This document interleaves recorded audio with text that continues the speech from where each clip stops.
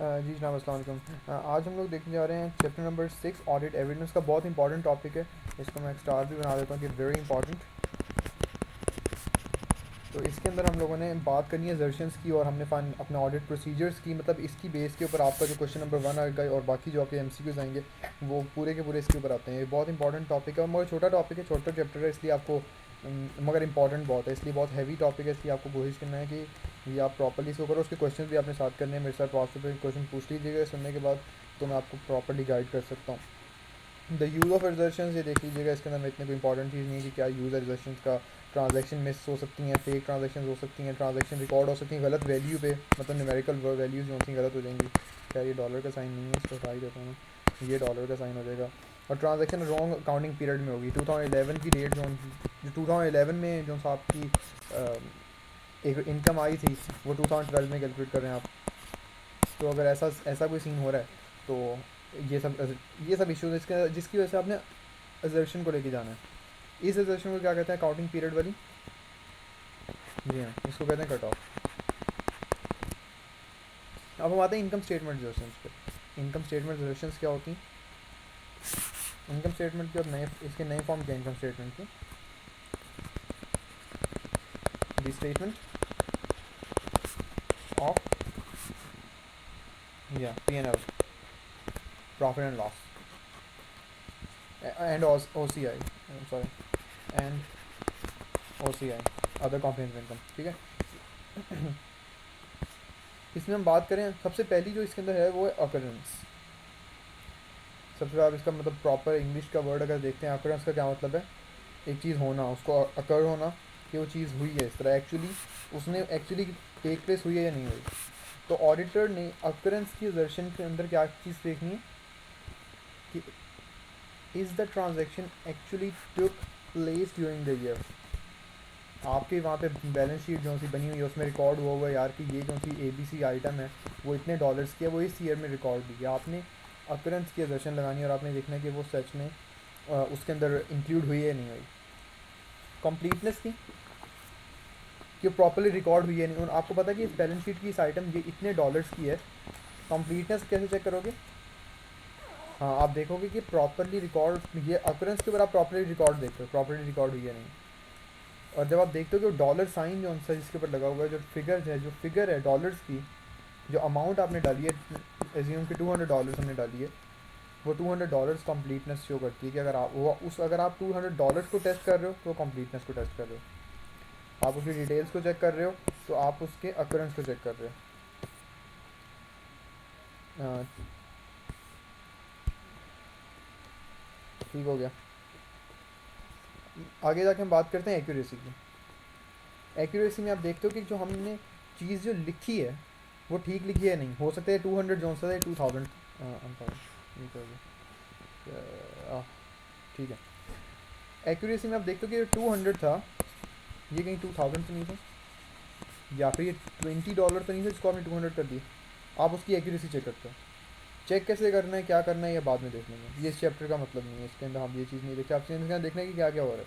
Cut off, जो $200 आपने place किए थे यहाँ पे, ये $200 2014 में, क्या ये प्री पेमेंट थी? अगर ये प्री पेमेंट थी तो हो सकता है इसको 2015 में रिकॉर्ड करना चाहिए था।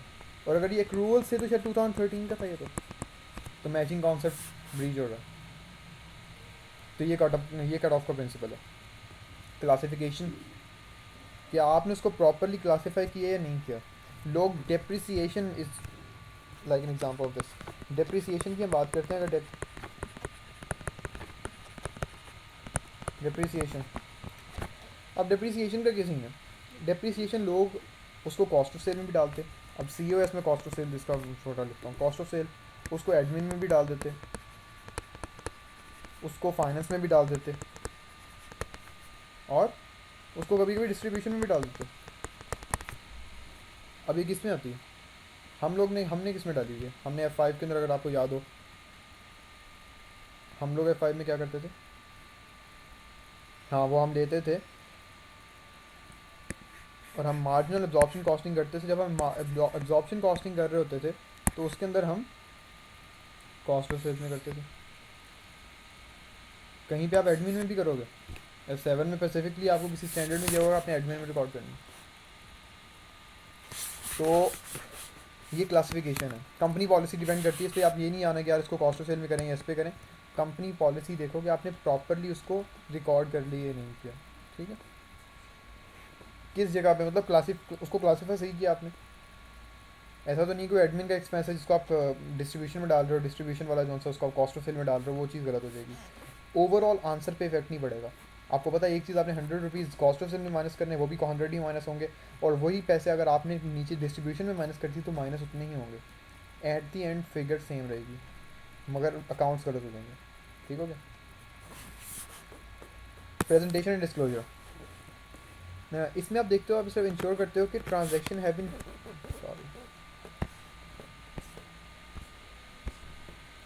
has been presented and disclosed in accordance with the financial reporting frameworks। कौन से फाइनेंशियल रिपोर्टिंग फ्रेमवर्क्स हम यूज़ करते हैं? IFRS। अगर इनको ब्रीच कर रही है तो प्रेजेंटेशन एंड डिस्क्लोजर गलत हो रही है। ठीक हो गया। फाइनेंशियल पोजीशन क्या? The statement of financial position, जिसको हम शॉर्ट फॉर्म में सॉफ्ट कह लेते हैं, SOF। इसके दर्शन क्या हैं? एग्जिस्टेंस कि क्या जो चीज़ हुई है। अब इसकी इनकम स्टेटमेंट डिडक्शंस कहीं सिर्फ इनकम स्टेटमेंट में अगर होती हैं, ठीक है। इसमें अब आपके पास इन्वेंट्री नहीं आएगी, इसमें आपके पास रिसीवेबल्स नहीं आएंगे। रिसीवेबल्स कहाँ आएंगे? यहाँ पे आएंगे। जो बैलेंस शीट की फिगर्स हैं उनको आपने इससे टेस्ट करना है, इन चीज़ों से, और जो दूसरी हैं उनको आपने इनकम स्टेटमेंट की जो फिगर्स हैं उनको आपने इनकम स्टेटमेंट वाली डिडक्शन से टेस्ट करना है। मैं आपको बताऊँगा इसको आप टेस्ट कैसे करते हैं, ठीक, एंड पे बताता हूँ। आप बात करते हैं एग्जिस्टेंस की, कि has this in real life. हाँ ठीक है, वो बात वही होगी। आप उससे पूछते हो कि क्या ये transaction, has this transaction actually exists. आप एक चीज़ ही चेक करते हो, आपने इंश्योर करना है कि आपकी बैलेंस शीट में जो चीज़ लिखी हुई है वो सच में एक असली दुनिया में एग्जिस्ट करती है या नहीं करती। आपकी बैलेंस शीट में लिखा हुआ कि आपके पास 5 एयरक्राफ्ट हैं, फाइटर एयरक्राफ्ट हैं, F-16 हैं आपके पास। ये F-16 तो ACC के पेपर नहीं है, वो एयरक्राफ्ट हैं, ठीक है, फाइटर प्लेन्स हैं। और आप फिर उनको कैसे चेक करोगे? ये आपने एग्जिस्टेंस अगर चेक करनी है तो आप फिजिकली जाके इंस्पेक्ट करके आओगे, ऐसा ही। इसको जब मैं नीचे आपको बताऊंगा कि ऑडिट प्रोसीजर्स क्या होते हैं, वहाँ पे एग्जिस्टेंस बड़ी काम देंगी, तो मैं वहाँ जाके इसको एग्जाम्पल को आगे कंटिन्यू करूँगा। आपने एक्चुअली इसकी एग्जिस्टेंस देखनी है, ठीक है, कि एग्जिस्ट करती भी है चीज़ या नहीं करती। अब ये किस पे होती है? नॉन करंट एसेट्स पे हो जाता है, ये इजीली नॉन करंट एसेट्स पे होता है, ये इन्वेंट्री पे हो जाता है। ठीक हो गया। कंप्लीटनेस क्या हुआ? ये तो रेपिटेशन वहाँ भी आ रहा है, यहाँ भी आ रहा है। हाँ, ये दोनों जगह यूज़ होता है। कंप्लीटनेस आपने याद रखनी है, कंप्लीटनेस दोनों तरफ यूज़ होगा, इनकम स्टेटमेंट में भी और बैलेंस शीट में भी, ये दोनों जगह पे होता है। आपने देखना है कि बैलेंस शीट के अंदर जो चीज़ें रिकॉर्ड हुई हैं वो प्रॉपर्ली रिकॉर्ड हुई हैं। अब इन्वेंट्री जो सी हो सकता है वो आपने $2000 की रिकॉर्ड की हो सकता है वो 200, अब वो आपने कम्प्लीटली रिकॉर्ड ही ना की हो, शायद वो 1998 है और आपने उसको 2000 कर दिया। माइनर इफेक्ट है, मगर इससे बड़े इफेक्ट भी आ सकते हैं, तो एक ये चीज़ इंपॉर्टेंट है। आप राइट्स एंड ऑब्लिगेशन की बात करते हो, राइट्स एंड ऑब्लिगेशन का क्या मतलब है?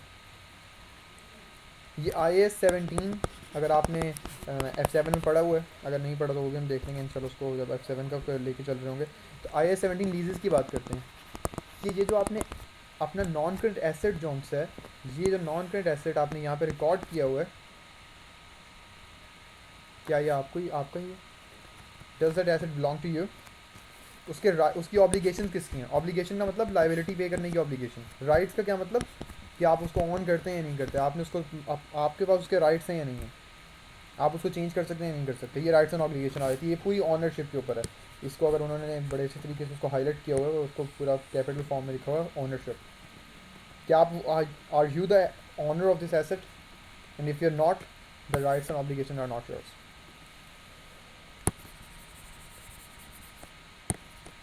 ठीक, आगे हम बात करते हैं वैल्यूएशन की। क्या आपने उसको वैल्यू सही किया हुआ है? वैल्यूएशन की बात कहाँ पे आती है?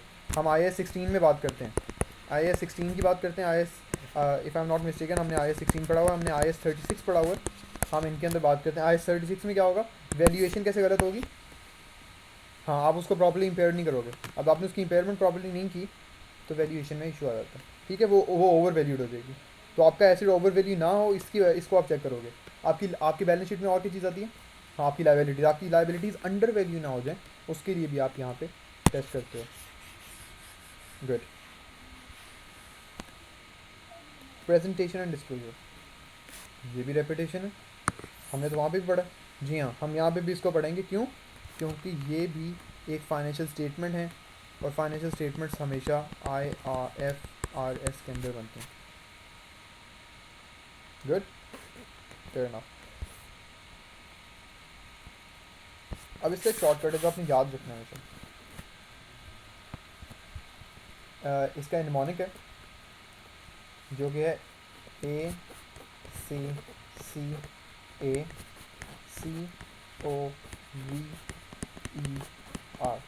ACCA cover. Now this A stands for accuracy. This one stands for classification.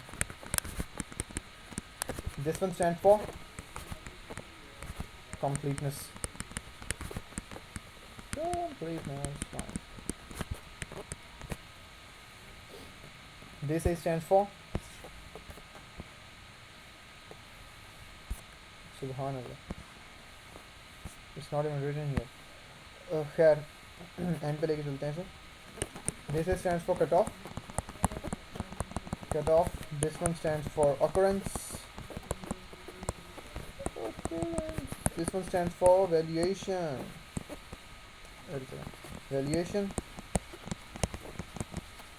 This one stands for existence, and this one is rights and obligation. The rights and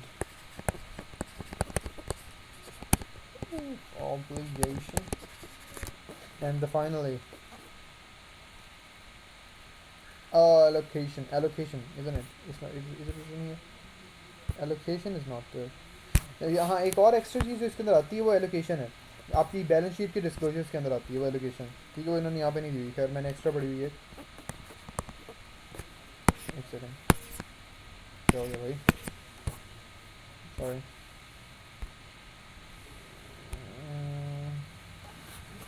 black colour नहीं है, अच्छा blue में लिखते हैं ना हम लोग। ठीक है भाई, ठीक है, हाँ ओके, हो गया, परफेक्ट है।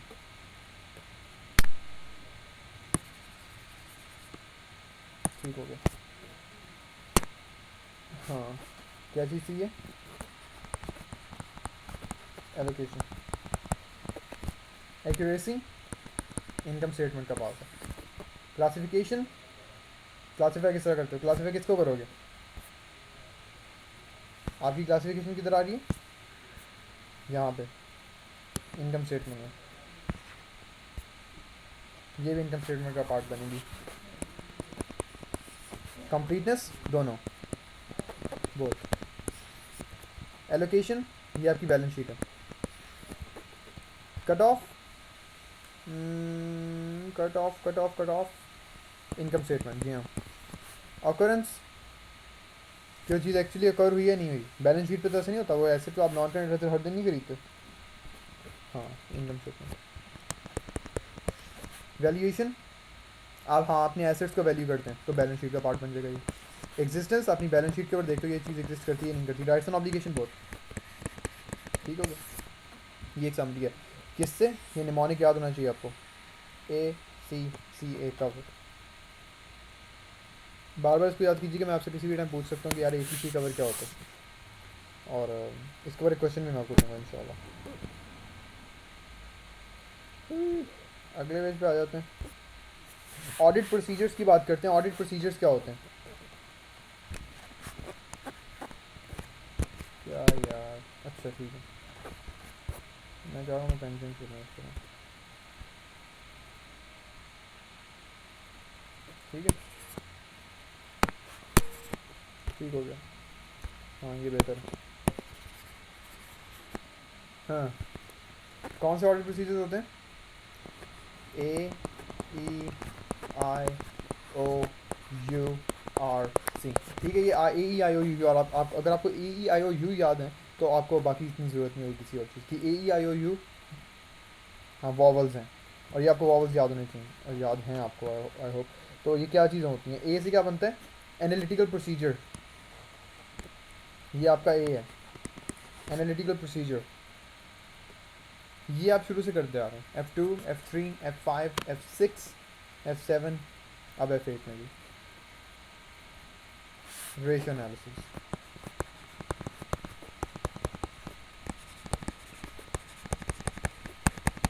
ठीक हो गया। ई सुबह ने यहाँ पे दिया ही नहीं है। इंक्वायरी, किसी से पूछना, कि पर्सनली जाके किसी से पूछना। इंक्वायरी करनी हो मैं आपसे, मगर मैंने आपसे इंक्वायरी करनी हो तो मैं आपके पर्सनली ऑफिस में आके नॉक करूँगा और आपसे पूछूंगा कि हाँ सर ये हिसाब है, आप क्या कर रहे हैं, कैसे कर रहे हैं, ये पॉलिसी आपकी ये कैसी है। ये इंक्वायरी करना, पूछना लोगों से। इंस्पेक्शन क्या होती है? चेक करना, एसेट्स को चेक करना, इंस्पेक्ट करना जाके कि दिखाओ यार मुझे। अच्छा आपने अपने यहाँ पे इतने अभी हम बात कर रहे थे F-16 फाइटर प्लेन्स की, आप कहते यार आपके पास 5 फाइटर प्लेन्स हैं, दिखाएं कहाँ पे। आप जाके फिजिकली इंस्पेक्ट करते हो, जो काम फिजिकली आप जाके करते हो। चार आपके पास इतनी इन्वेंट्री पड़ी हुई है तो आप उस फिजिकली उतनी इन्वेंट्री को जाके चेक करते हो और गिनते हो, काउंट करते हो। इन्वेंट्री काउंट्स क्या होता है? इंस्पेक्शन होती है इन्वेंट्री काउंट्स।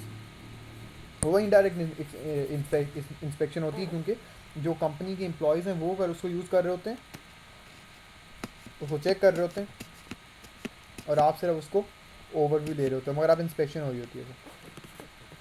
ओ ऑब्जर्वेशन, आप खड़े होकर देख रहे हो, ऑब्जर्व कर रहे हो। अब बाकी और जहाँ पे कोई काम नहीं हो तो वहाँ पे आप ऑब्जर्वेशन करते हो। कैसे? आपको पता है यार कि कंपनी में रात के टाइम जो है सिक्योरिटी के इश्यूज हो सकते हैं, और आपने सिक्योरिटी गार्ड बिठाए हुए हैं। आप ऑब्जर्वेशन कैसे करोगे सिक्योरिटी गार्ड सही और फैक्ट्री काम कर रहे हैं या नहीं कर रहे? आप उनको छुप के खड़े होकर देखोगे? आप उनको CCTV कैमरा सिक्योरिटी गार्ड्स पे लगा दोगे और आप देखोगे खड़े होगे यार सही काम कर रहे हैं नहीं कर रहे? दरवाजे के पीछे छुप के देख रहे होगे? पॉसिबल?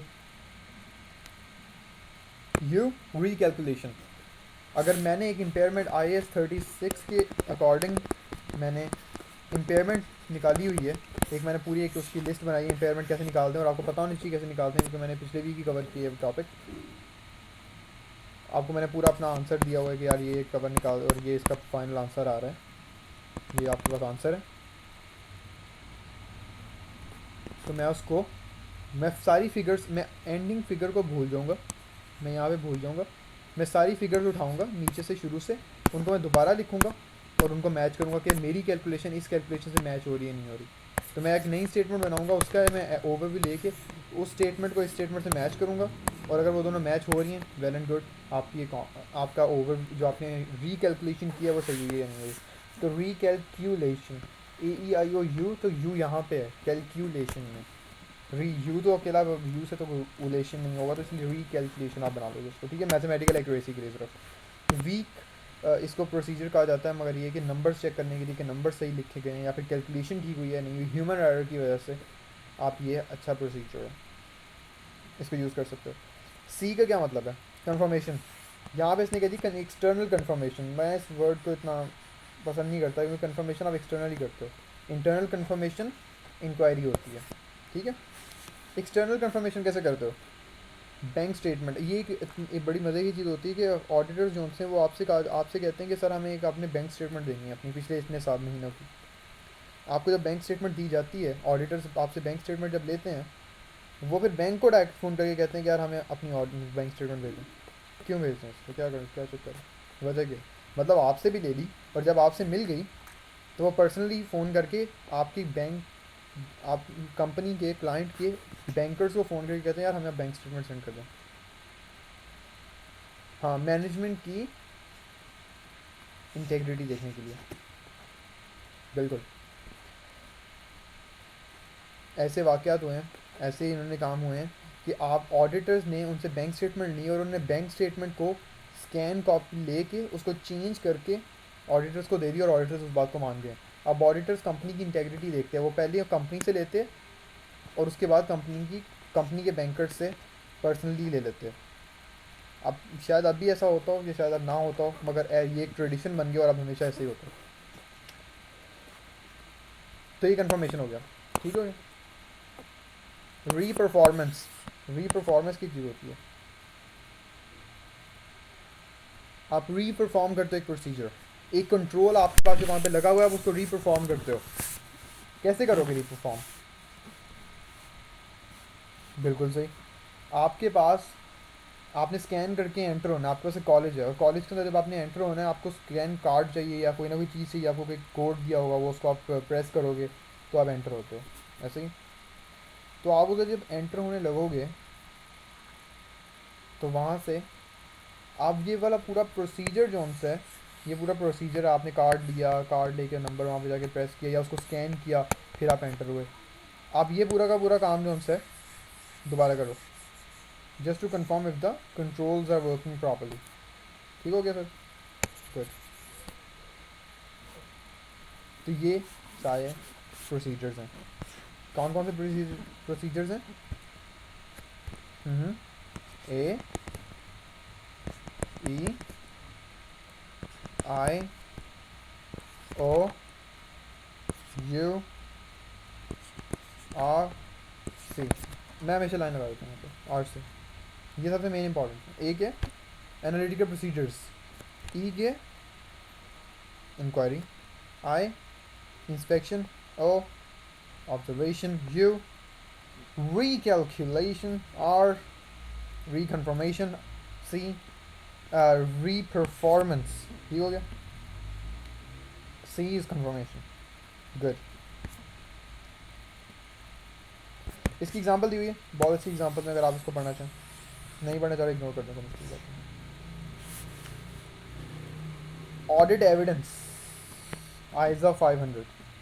ऑडिट एविडेंस कहाँ से मिलता है आपको? एविडेंस का क्या मतलब है? इन्फॉर्मेशन जो मिल रही है वो एविडेंस है ना, आपको सारी तरह के एविडेंस आ रहे हैं। आप प्रोसीजर्स क्या करते हो? प्रोसीजर्स क्यों करते हो? और एविडेंस लेने के लिए। तीन चीज़ें उनकी क्वालिटीज़ हैं, ये तीन क्या चीज़ें? मज़े का नहीं बना, तीन से होते हैं उसकी क्वालिटीज़ हैं। क्या क्वालिटीज़ हैं? सफिशिएंट होना चाहिए, पूरा होना चाहिए, इतना ये नहीं थोड़ी इन्फॉर्मेशन हो, पूरी इन्फॉर्मेशन होनी चाहिए। रिलायबल होनी चाहिए, किसी स्पेसिफिक सोर्स से आ रही है। आपकी कंपनी के क्लर्क उठ के नहीं बता सकता कि कंपनी ने किस तरह कितना कैश इन कितना कैश आउट हुआ, मतलब बता, कैश इन कैश आउट तो बता सकता है, मगर आप पूरे कंपनी को उसको इतने सालों का पूछोगे या पूछोगे पूरे एक साल में क्या कुछ हुआ, तो वो प्रॉपर नहीं बताएगा। आपको प्रॉपर रिलायबल इन्फॉर्मेशन चाहिए, एक रिकॉर्डेड एविडेंस चाहिए जो आप आगे रिलाई कर सकते हो, जिसके ऊपर कंपनी के लॉयर्स पे पूछ सकते हो, और ये सब चीज़ें, और रेलिवेंट होना चाहिए। ठीक हो गया? ये इनकी क्वालिटीज़ लिखी हुई हैं। सफिशेंट की क्या क्वालिटीज़ है, रिलायबिलिटी की क्या क्वालिटीज़ हैं, रेलिवेंस की क्या क्वालिटीज़ हैं, लिख लीजिएगा। And I hope this is the final page. Yes it is. आप बात करते हो ओपनिंग बैलेंसेस की। ओपनिंग बैलेंसेस का क्या मतलब है भाई? कोई खाली पेज? हाँ, यहाँ पे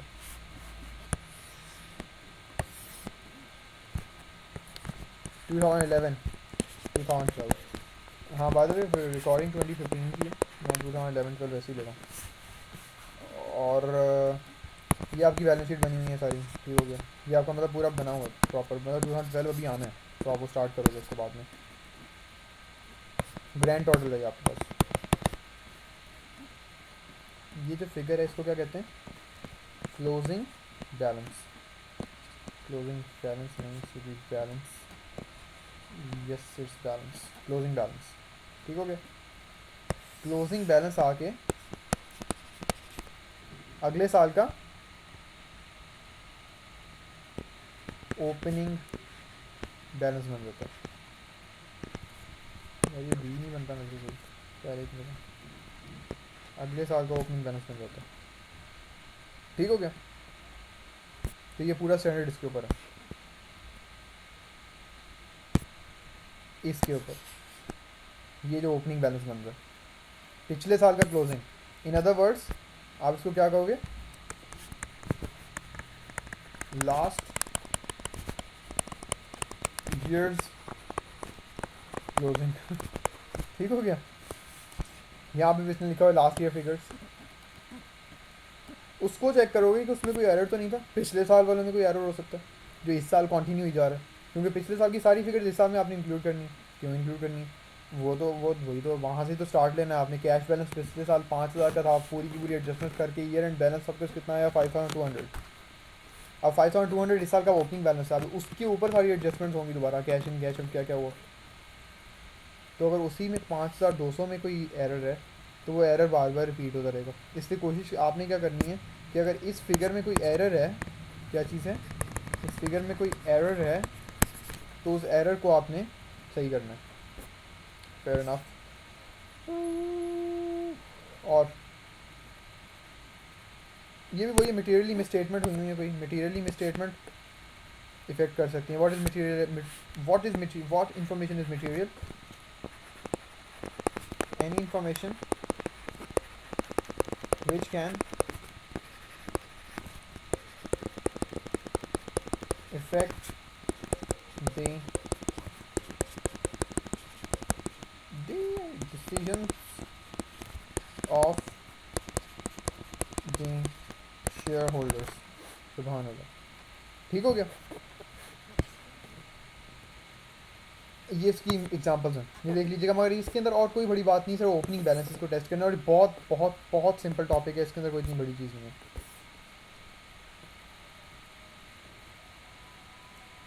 ठीक, इसको पढ़ लीजिएगा। आपको कोई भी क्वेश्चन है आप इंशाल्लाह मेरे से पूछ सकते हैं, और मैं आपको बता दूंगा इंशाल्लाह जिस तरह भी बेहतर रहेगा और किस तरह होगा। आपका आज का चैप्टर कंप्लीट हो गया, और कोई भी क्वेश्चन है आप मेरे से पर्सनली पूछ सकते हैं, और मैं इंशाल्लाह आई होप कि मैं आपकी हेल्प कर सकूँगा। फ़िलहाल के लिए इतना ही, अगले टॉपिक के साथ इंशाल्लाह फिर हाज़िर होऊंगा। फ़िलहाल के लिए अल्लाह हाफ़िज़।